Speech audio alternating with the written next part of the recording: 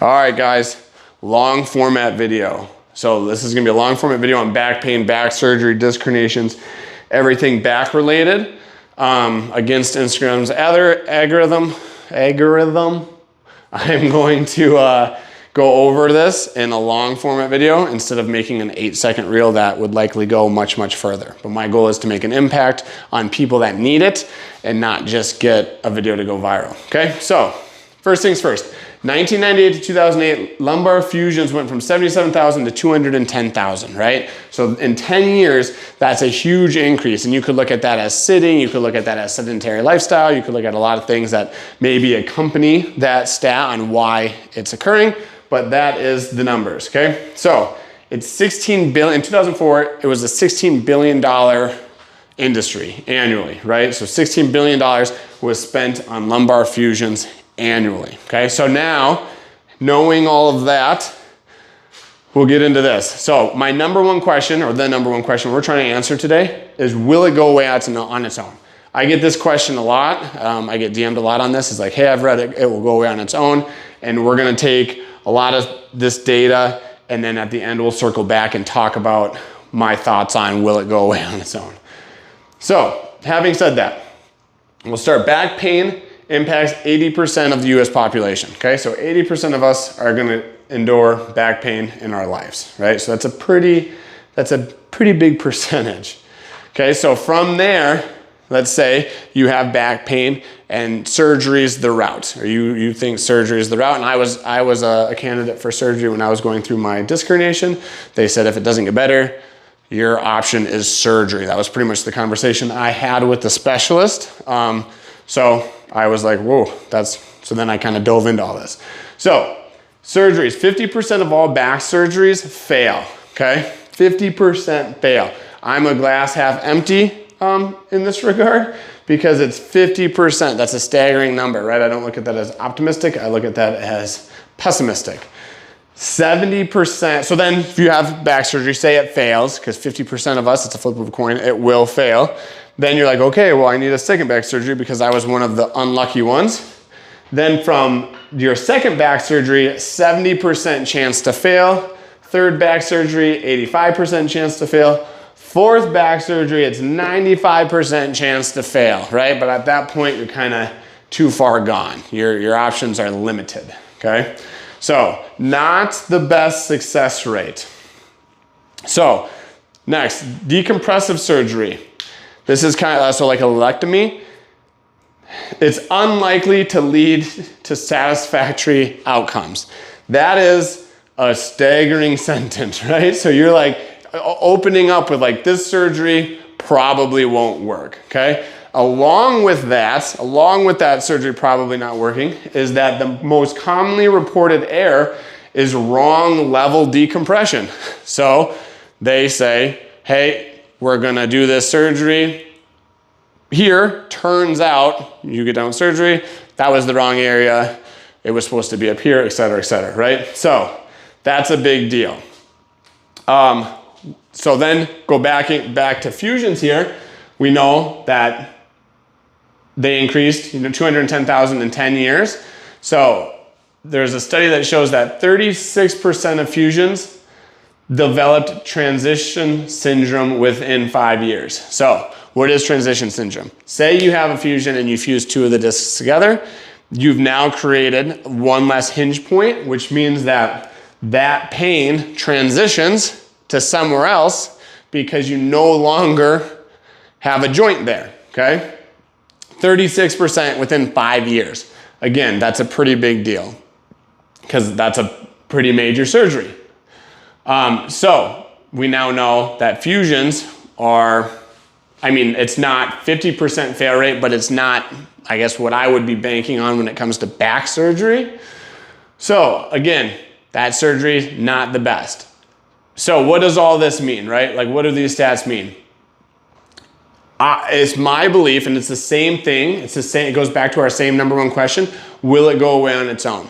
And that's what I get asked a lot. And it's like, okay, so all this surgery has happened, right? And people get out of surgery and they think they're fixed, and they go and live their life just how they were, right?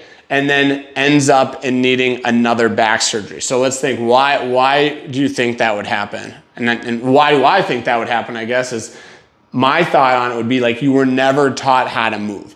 So if you have back pain, your body's telling you something's wrong, whether it's a disc herniation or whatever it is, any kind of lower back pain, something's going on. There's some movement fault that's going on, right? Aside from being in a car accident or something traumatic happening, it's a movement fault. So you never fix that movement fault. So say you're working out, back starts to hurt, you're like, oh, I gotta take some time off. Take a week off, go back, still hurts. Take a month off, go back, still hurts. Take 3 months off, starting to feel better, but now you've weakened every muscle surrounding the area. You try to go back, it ends up getting hurt again, right? So the goal would be then is like, obviously it's not gonna go away on its own because I'm moving in a way that's contributing to my pain, right? So ultimately your back was telling you something, or your body was telling you something, and you chose to ignore it. And ignore it could be rest, it could be prescriptions, it could be surgery. Like, that's ignore it because you're not taking ownership, you're not taking responsibility for your body, okay? So then thinking, yeah, it'll go away on its own. Why would it? Like why would you think that would go away on its own?